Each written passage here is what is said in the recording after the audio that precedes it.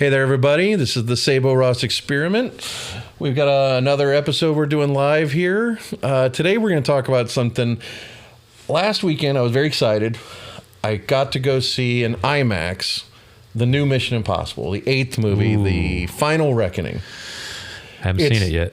IMAX. It's a Mission Impossible movie. They're a couple steps up from like one of those Fast and Furious movies. Like, they aren't the brainiest movies. That's not why you're there. You're not there for like intricate, intense plot. You're there for the fun action sequences, of which it had numerous. But what surprised me a lot was not a sold out crowd. Ooh. Attendance was a bit low.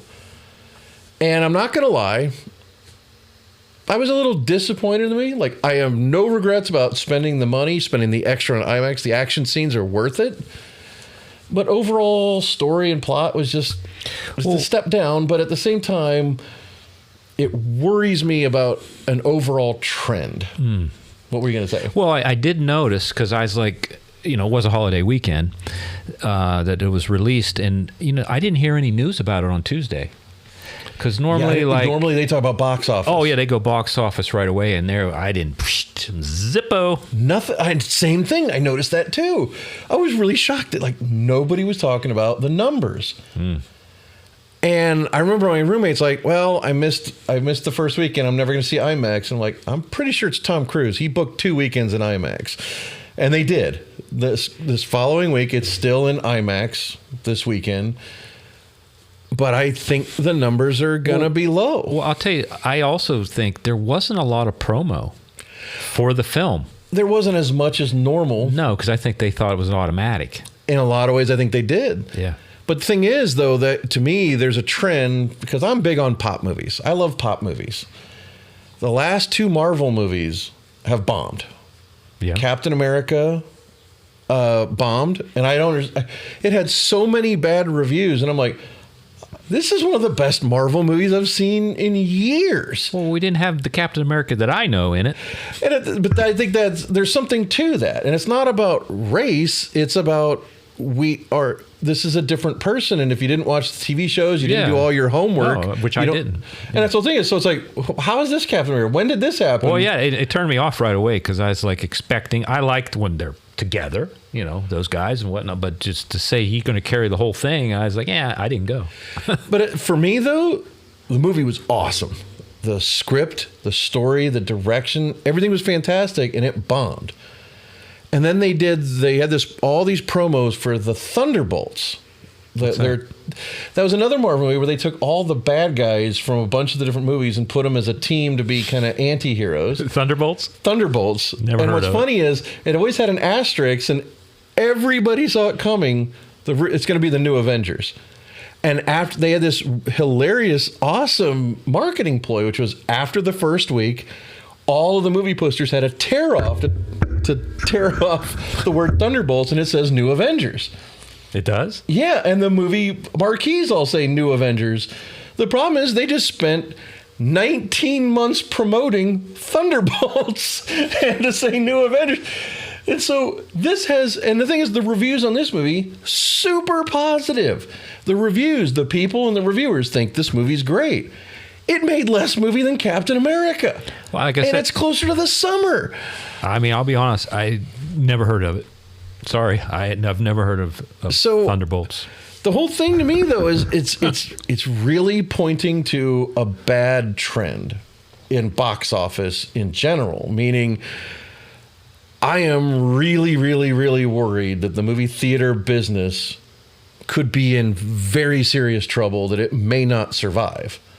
Well, I mean, I do not disagree. I mean, AMC has tried everything under the sun to stay relevant. They thought Taylor Swift would save the day, and it did for a blink. It did for about 6 weeks. Yeah.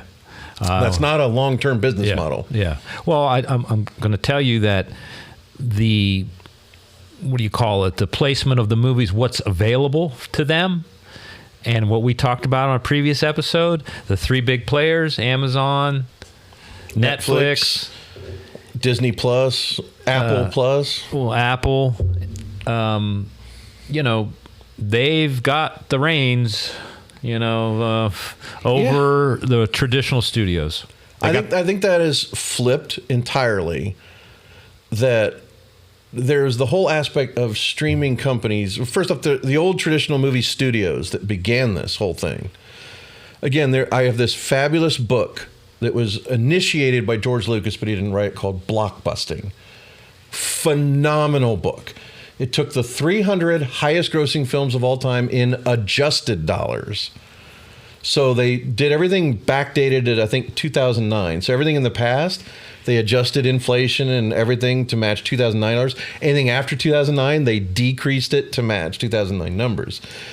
But far more importantly were the interstitial chapters about Hollywood. And I've read so many great things that I want to know more about. Like, everybody's heard the term Warner Brothers, but the story of the 7 Warner brothers that made the company, they're from Youngstown, Ohio. Never knew that. They were from Youngstown, Ohio. They owned penny arcades. They invested heavily in the Nickelodeons of watching movies and eventually started investing in theaters, then went to Hollywood and started making movies with the money they'd made. Did you say Youngstown? I believe it's Youngstown, No kidding. Ohio. Ohio. Where the 7 Warner Brothers came from. I had no idea. I had never heard that before. And then they talk about how Jack Warner, one of the younger brothers, screwed the rest of the brothers out of the money in the company. So Hollywood is based on backstabbing and that's money. Youngstown right there, baby. That's Youngstown. It fits. It fits a theme of multiple things. But it was the idea of Hollywood and how it makes money. And at the time, the studios made the movies and they owned the theaters. And eventually they got broken up, being, you can't own the theaters and make the movies. That's price fixing. Well, didn't they own the actors too? They had actors all on contract. The stars. That all changed with one actress named Lillian Gish. Really? She was the first independent contractor. It's like Joe Namath with the NFL. First free agent, changed everything in the industry. All of a sudden, they want more money and started taking money because it was all made on the top, and everybody was like a salaried little employee. You'd be directing a movie. You would work for like 4 weeks directing a movie. On Monday, you started another movie. Yeah. It was a factory. Yeah. They made movies like a factory, and there were pluses and minuses to that. And the moment Lillian Gish became independent of a studio, and they had to pay her because people wanted to see her. Uh-huh. Well, what about United Artists? Doesn't that kind of ring a bell, like Artists, Charlie Chaplin? That's a response to the studio system. Yeah. You had Charlie Chaplin, Douglas Fairbanks, and you had the film director who did Douglas. Who did Birth of a Nation? D.W. Griffith. Griffith, and there were 1 or 2 other people that created their own studio. But the problem is, it's no different than Apple Records with the Beatles. They're musicians, not business people. So their idea was noble, but they were not business people, and it fell apart and eventually got bought by Sony. MGM and Sony bought it. Well, what about Desilu? Remember, I don't know who. Desilu was Lucille Ball's husband. Lucille Ball and Desi Arnaz. They created that company, but that was a independent production company, not a studio. Because everything in the studio had their name all over it. So they didn't actually own a studio, though. They never owned a studio. They were a production company, and they funded Star Trek. They did? Lucille Ball. Well, they were divorced, I'm sure, by then. Oh, yeah. By that point, it's all hers. Yeah. Okay. Desilu was entirely hers after the divorce. Okay. He had no business stake or controlling interest, just some profit points. Yeah, it's so sad how much I know about Hollywood history, but all of that sets the stage for today, 2025. I think my theory, my amateur sideline theory is movie theaters have not recovered from the pandemic. People got very used to not going to the theater, not being in large groups. And it's weird. Concerts have recovered pretty much fully. Plays have recovered pretty much fully. But movie theaters, for some reason, and there's all kinds of hypothetical reasons I can present, which is, well, TV screens at home have gotten bigger. Home surround sound systems have gotten better.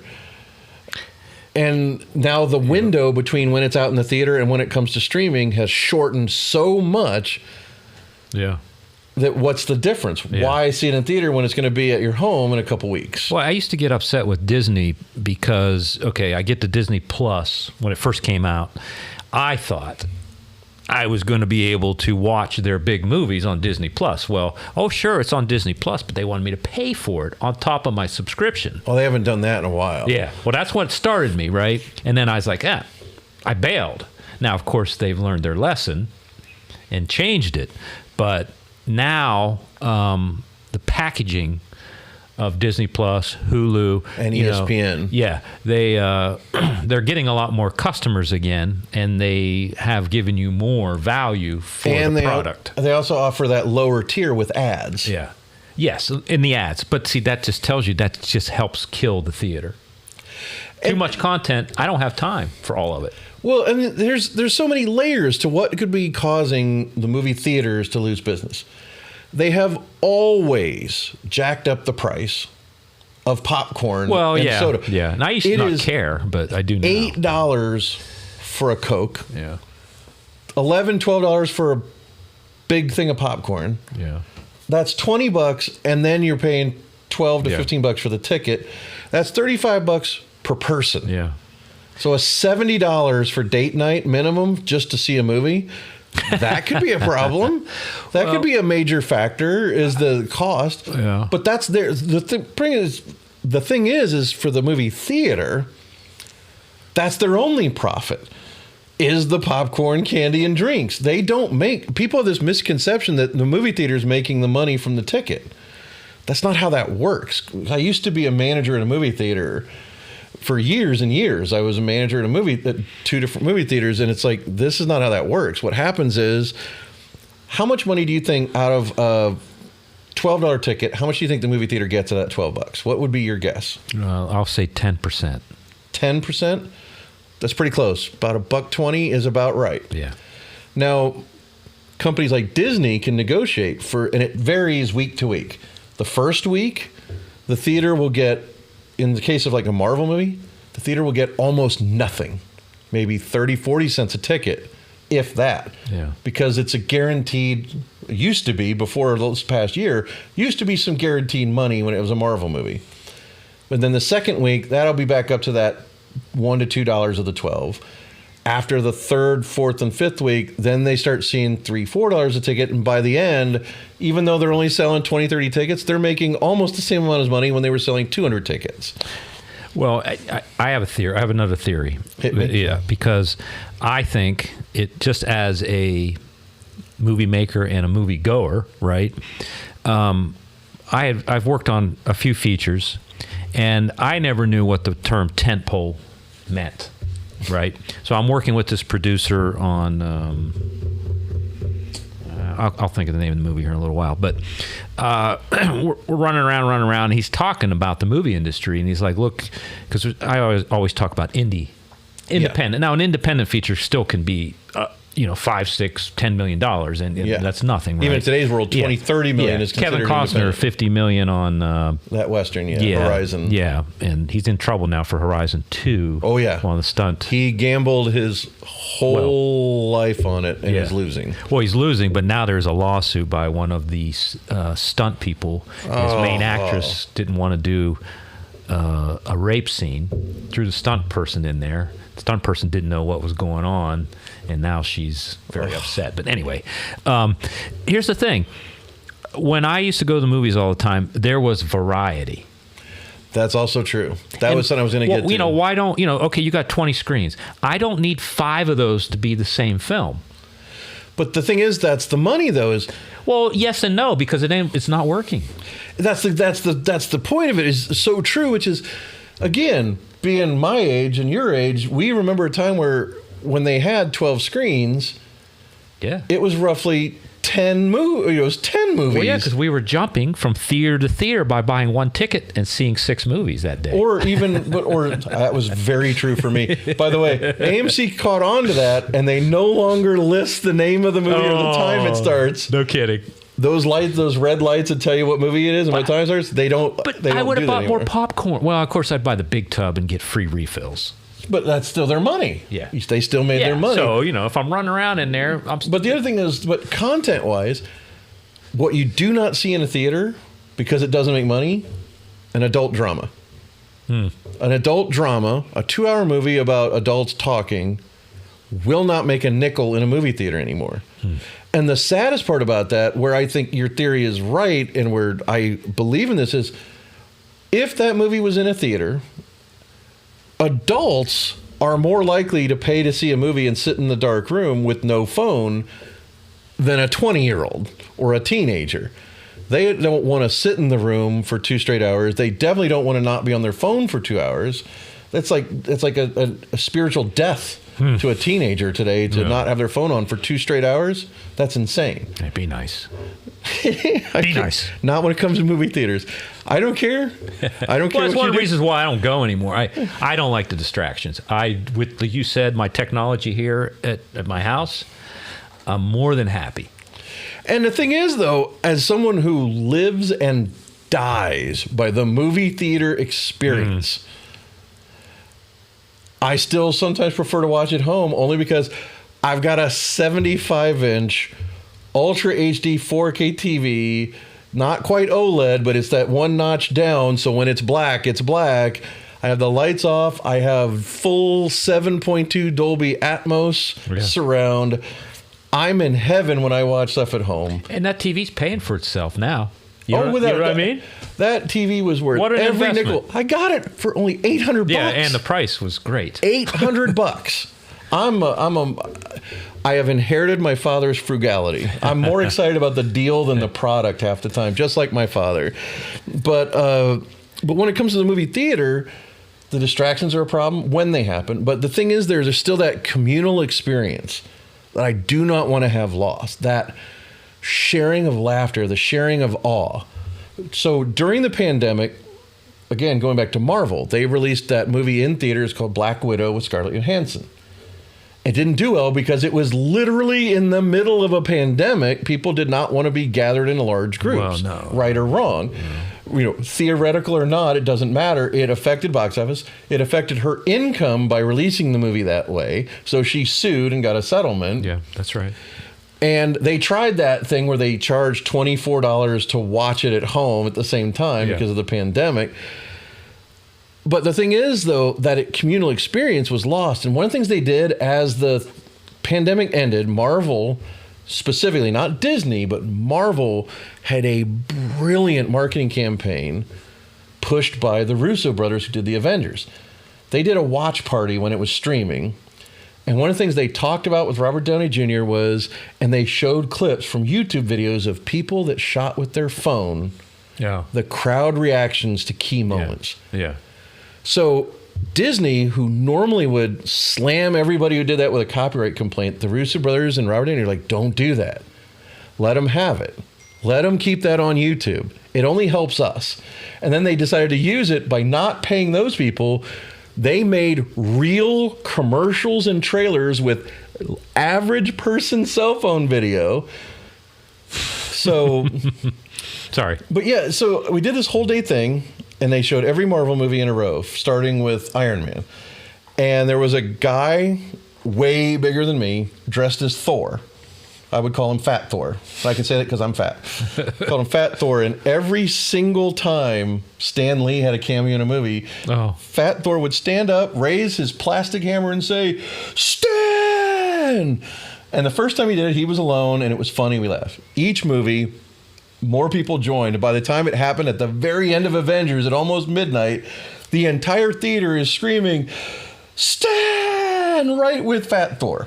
And it was the most amazing experience. It's like going to see Harry Potter movies at midnight and having all the dorks dressed up in costume. I would never do that, but I definitely do not disrespect them for doing it. And that's an experience that's fading into oblivion. Yeah. Well, I don't care for that stuff. I want to get immersed into it, and I want it for myself. I don't get into the fanfare of it. I don't know. Maybe that's just me, but I think more people are becoming like you. I mean, that's what I'm saying. It's like they don't want superhero movies. Well, that's the other aspect to this, even though that makes the analogy a little unfair, which is we've already seen so many comic book movies. Yeah. And I'm a huge fan of these things. I don't ever want them to stop. But honestly, though, the superhero fatigue is real. It's real. Yeah. It's very real. And that it's like, how many different ways can we tell a superhero story?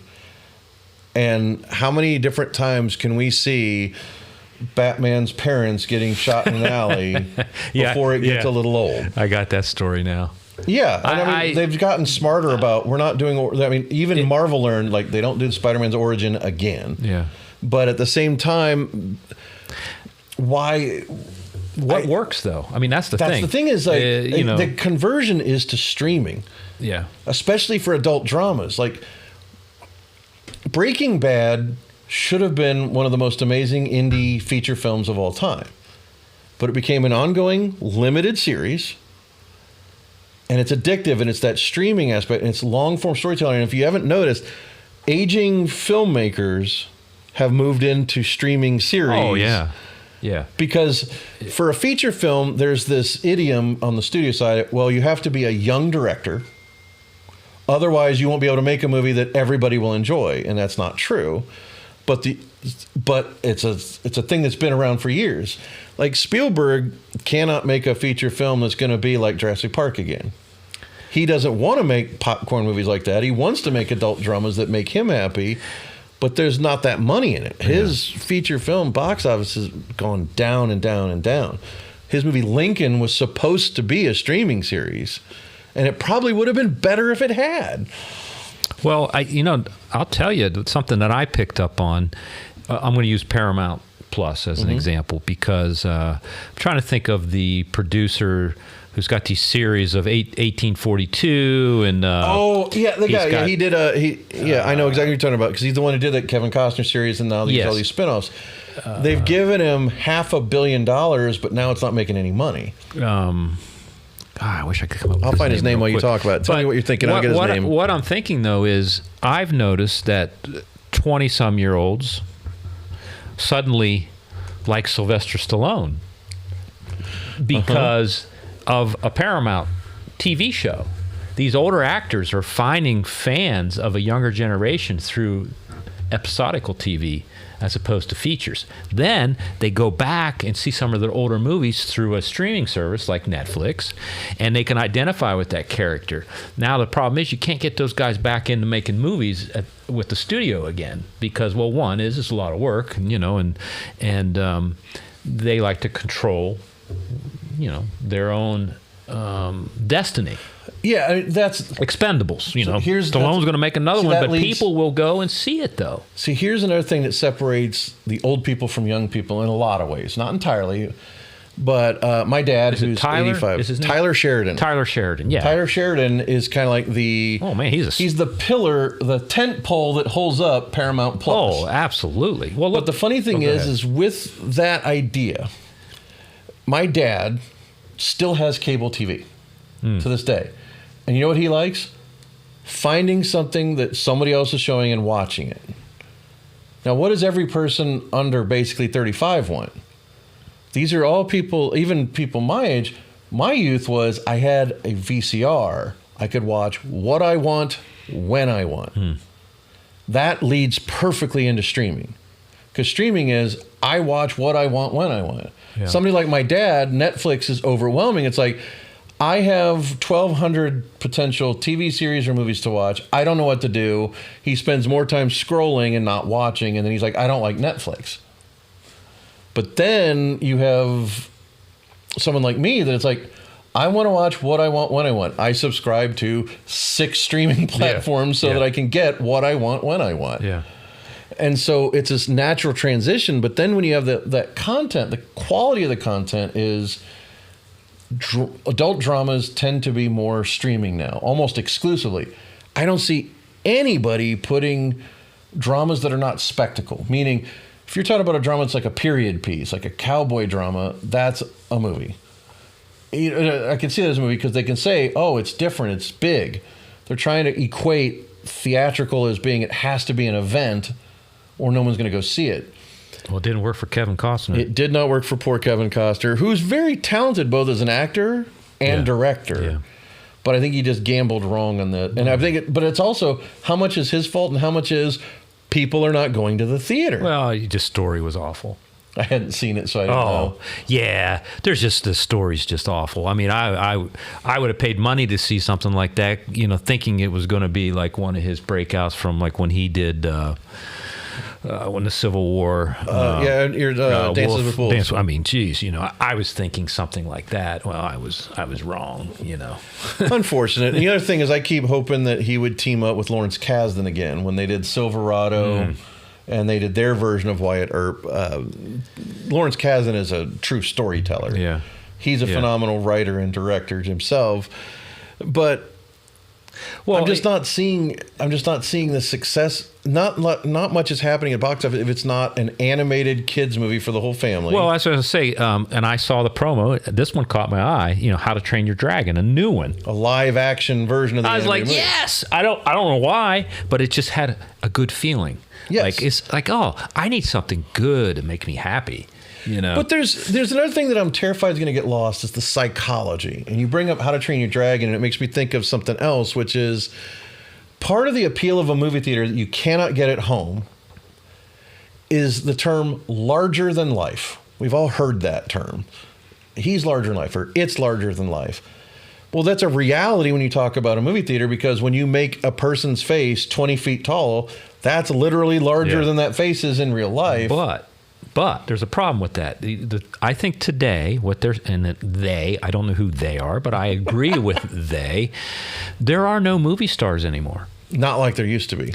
And if you don't have a movie star, and I'll still, Tom Cruise fits the bill still, right? 62 years old.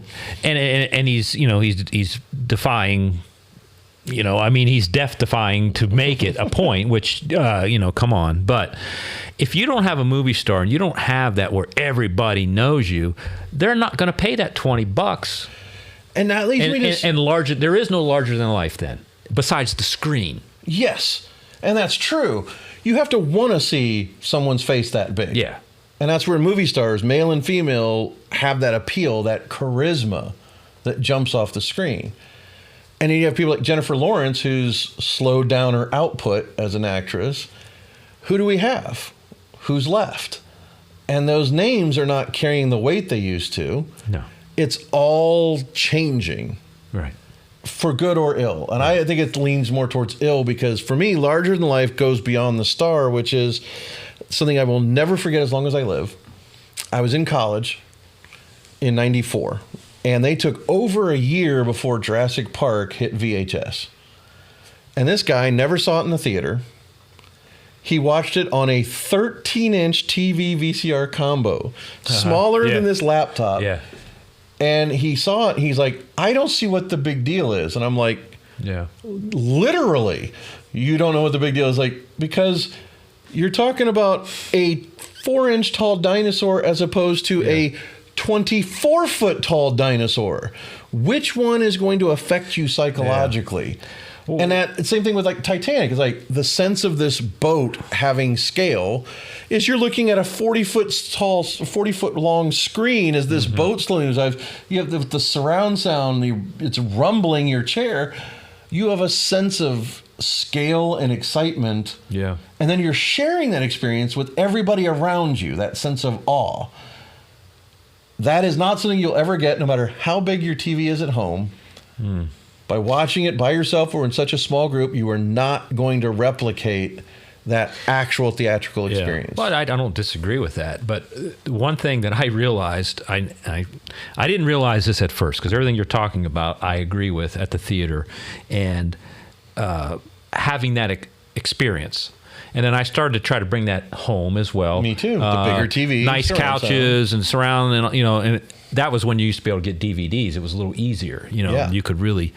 But when I'm out on a job and I've got three guys with me, younger, working with me, and I see them, everybody's on their phones, but they have accepted the fact that whatever they're watching, it's good enough at this size,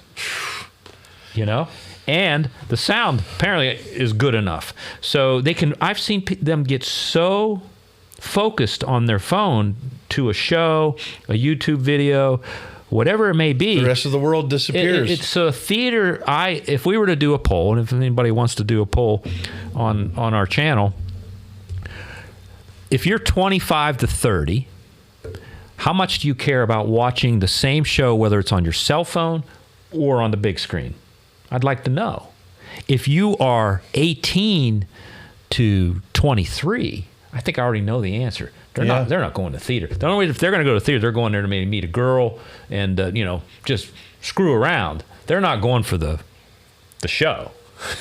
Which to me is the tragedy. Yeah. And I think that the problem is, I think that the whole point is my prediction of the future is we're already at a state where movie theaters are starting to become specialty, almost like going to Disneyland. Yeah. Like to a smaller degree, the movie theater has already become, this is only for a particular spectacle. And there's one guy in Hollywood who predicted this a long time ago, and the studios should have listened. James Cameron. Oh, geez. He called it. When he was doing the first Avatar in 2009, he talked about, he's like, you know what? They should have a pricing tier. Seeing an indie adult drama shouldn't cost you $15. It should cost you $6 or $7. To see Avatar in 3D should cost you $25. Uh-huh. And I don't think he was wrong. I wish the industry had listened to him closer, because I think he nailed it. I think the thing that disappeared was the dollar theaters. Do you remember that? Oh yeah. No, I wanted to tell you, like, everything got put out of business. Anything that was, I loved Scarborough. Yep, Scarborough. I worked there. $2, $3, I don't remember. $1, then eventually went all the way up to $1.25. Yeah. Wow. Do you know what the business model was there? Uh-huh. There's first run movies, which is the regular movie theaters. They made a 35 millimeter film print that would go to the regular theaters, and it would play for anywhere from 3 weeks to 12 weeks. After that, they have this tens of thousands of dollar film print that's been played and it's scratched, but it's still usable. And rather than melt it down to use it on another movie, they rented it for almost for free to a dollar theater that's making no money on the tickets, that's just selling popcorn. The entire $1.25 went to the studio for each ticket to rent that print. No kidding. Because otherwise it's just delaying the eventual meltdown to recycle it. Yeah. So it was just a way to make more money. And that was going with digital. You don't have that. Yeah. Because it's a digital print. It's a digital copy. I see. There's no reason to second run it at that lower tier. Or maybe the first run theater should think about adopting that model. Well, after 4 or 5 weeks, if it's still in the theater, try charging half off on the ticket. And you'll get more people to see the movie later, knowing I can see it cheaper now. And they might be able to prolong their business a bit longer. The thing, if the word of mouth isn't there, which it's really hard to get anymore. Do you know what the studios are doing? Because here's the other flaw. See, the other thing about that business model of movie theaters and why it's so appealing still to studios, it is one of the fastest turnarounds of money. Because from the day you buy the ticket to the time it hits their bank account, their cut, 10 days, not 10 business days. 10 days later, the money I gave them in cash is in their bank account at the studio in 10 days. That's fast. Yeah, it is. The only thing faster is the streaming that they already got your money from before they even made the show. The subscriptions. They got the money up front. So part of that is to talk about what you're talking about is that turnaround between theater and streaming has gotten so short that they think of it, if the movie bombs, all the advertising we paid for on TV for the theatrical kind of converts to, they see it on their streaming that they're already paying for. So they view that advertising dollar as double spent. It's promoting both the theater screening, and it puts the tickle in your brain to watch it on streaming in a couple weeks. Yeah. So they've already gotten more bang for their buck on advertising dollars, but they're slitting their own throat on cutting off the theater money. They should still keep that window, because, it used to be back in the day, in the 80s and early 90s, it was released in theaters and in the U.S. first, And then it staggered that release for over a year throughout movie theaters around the world. And after 12 months, it would hit premium, like rental VHS, where the tapes cost $100 or $75 for the rental places like Blockbuster. They paid $75 a copy. So they got, because it wasn't for sale, it was only for rent. Then you could do pay-per-view at the same time. Then 6 months after that, you could buy the VHS for $10 or watch it on HBO for free, even though you're paying for HBO. And it just made money and money and money. And 2-3 years later, it was on regular TV with ads. So the studios were just raking in the money at every stage. Whereas today, that money is box office, if you can get it, streaming, and that's it. No more money. So that business model is radically changed. It's no longer nearly as profitable as it used to be. Yeah. So that leads to the problem of not only are the theaters dying, but that's why they can't make as many movies. True. Because the money's not there like it used to be. Well, the other reason, the other places they made their money, which I think we're going to talk a little bit about legacy TV. So NBC, CBS, they all own these movie studios. Or they're owned by the studios. Yeah, exactly. So I should put it the other way. And, they raked in this money from their news, a lot of money made off the news, and also sports. And now the big three, the Netflix, Amazon, and Apple, are going after their bread and butter of the Amazon sports. has NFL. Amazon, yeah. And it did really well. Because so many people have it. Who would have thought Thursday Night Football would be anything? CBS tried it for a couple years. They thought it was like a failure. Amazon turned out, it's like, we'll take it. We'll take it. And they did something with it. And it showed that people would watch. Yeah. Big time viewing. So as the studios keep losing their bread and butter, there's no way they're going to be able to make the big movies anymore. And it's already happening. Yeah, no, it's already happening. And what do you think? You think theaters? I'm worried about theaters. I think what I believe the future holds is I think the end result of movie theaters is going to be spectacle, big movies only. Yeah. And I think it's going to, there's a slight possibility that an independent comes up with something innovative. To quote Francis Ford Coppola. Yeah. In the documentary about the making of Apocalypse Now called In the Heart of Darkness, he talks about, he goes, the actual quote he made is, some fat girl from Ohio is going to make a movie that reinvents cinema. Yeah. And I believe that's pretty close to the quote. Okay. I think he's not wrong. I think somebody is going to, on that independent level, truly reinvent the concept of cinema in some way that revives the entire industry. We just don't know how or what, when or why. Well, yeah, I don't know. I can tell you that AMC should have went bankrupt years ago. They've been hanging on with the thread. They have raised money through stock sales during COVID when their stocks was too high, and they were smart. They made more money, but it's going to take one of them to falter. I'm going to pick AMC, and then maybe these theaters could get handed back to independents, and maybe they could change the business model and in their own markets find what works for those people. I think that would be fantastic, because there used to be this thing called Show West that was for movie theater owners, because back on 35 millimeter print, there were still a ton of cities and whole areas that only had a 1-screen or 2-screen theater that was privately owned. So they would fly all of those cinema owners and the execs from people like AMC to Las Vegas, because when you only have 1 or 2 screens in your city, you can only show 1 or 2 different movies. So they would sit them at lunch with Arnold Schwarzenegger to convince them to take the new Terminator movie. Because these independent theaters are like, I get to have lunch with Arnold. I'm definitely booking Terminator this summer instead of Sylvester Stallone's movie. So it was very effective. But after everything went digital in 2002 on to like 2012, when digital projection became the mainstay, none of those theaters could afford the $80,000 to $200,000 conversion.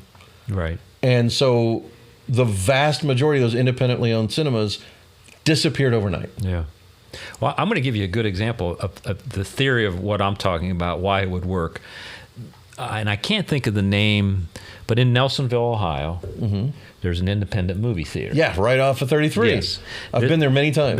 The gentleman who's, if he's still ticking, I think he is, he's 85, 86. I did the Courier. No, not the Courier. The Bigfoot movie. We premiered down there. But anyway, you can go there and get a first run movie for $5. $5-6, yeah. Yeah, and he's not changed it even today. Yep. And I don't know how he does it. He subsidizes it. I mean, he's got a great concession. His profit is in the popcorn and candy and he's got games and stuff Arcade. all around. So my point is, if you let these chains fold and let independents get in there, they can create an environment that is conducive to them for your money.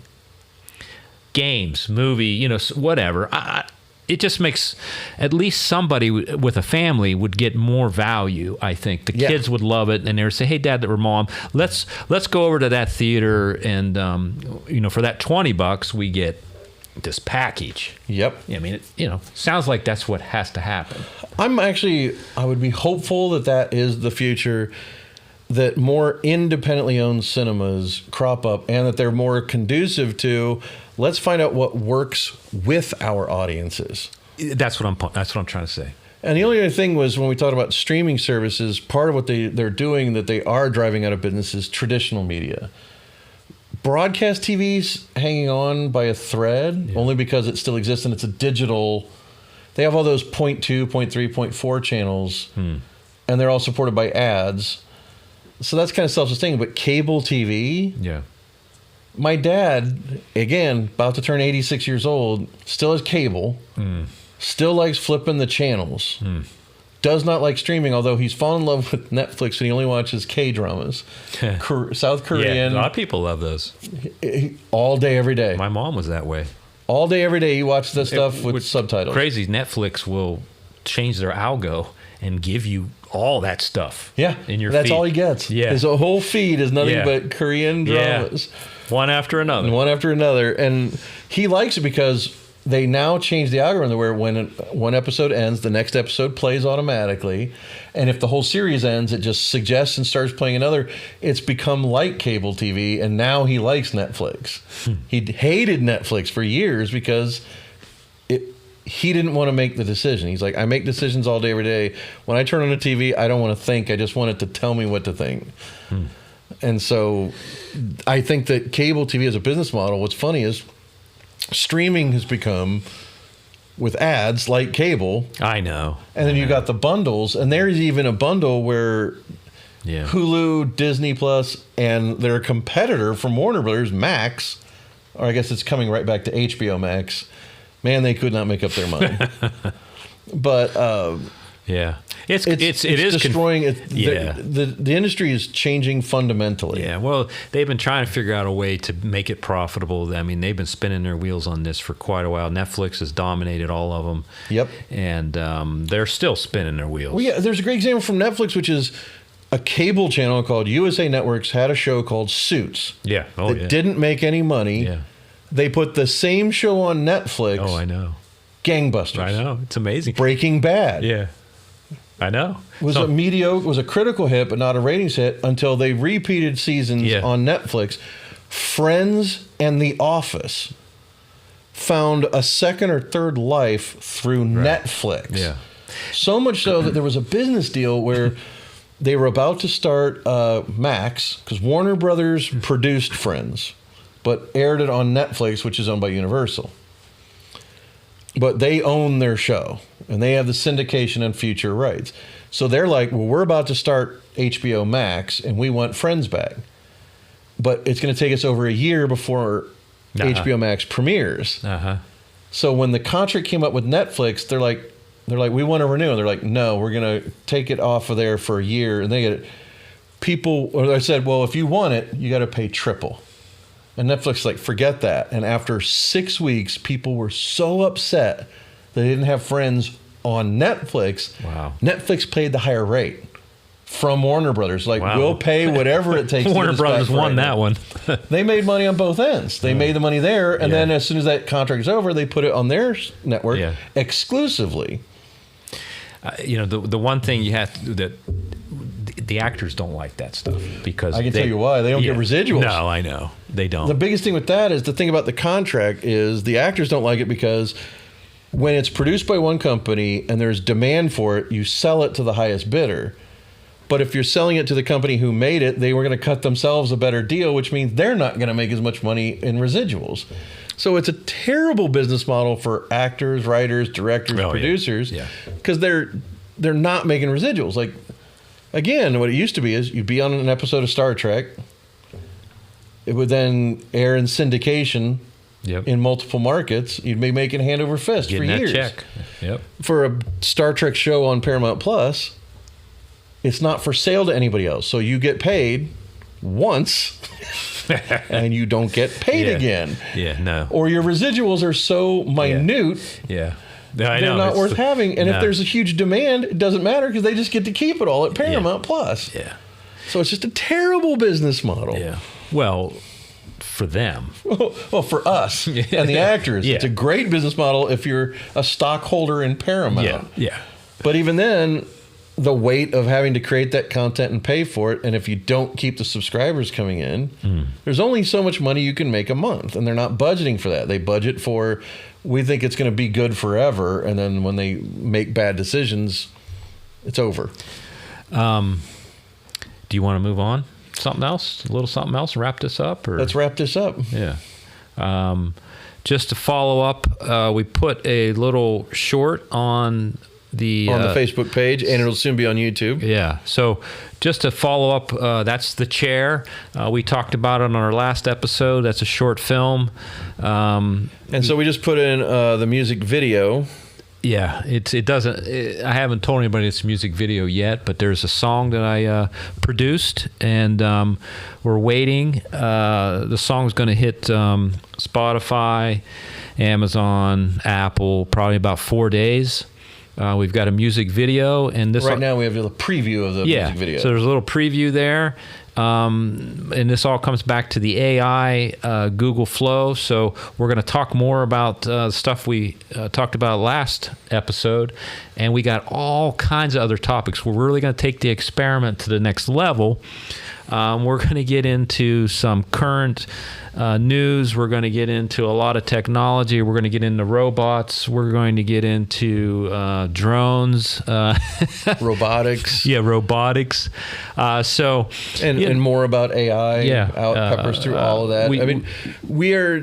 We're stretching beyond our filmmaking roots, and we're talking about the thing that we're both interested in, which is technology. Yes. Futurism in a way. Yes. Kind of like predicting where are things headed due to technology. Yes.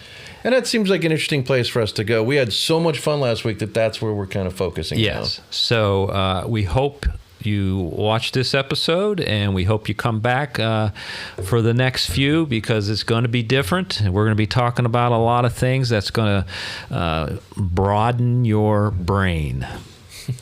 See you guys. See ya.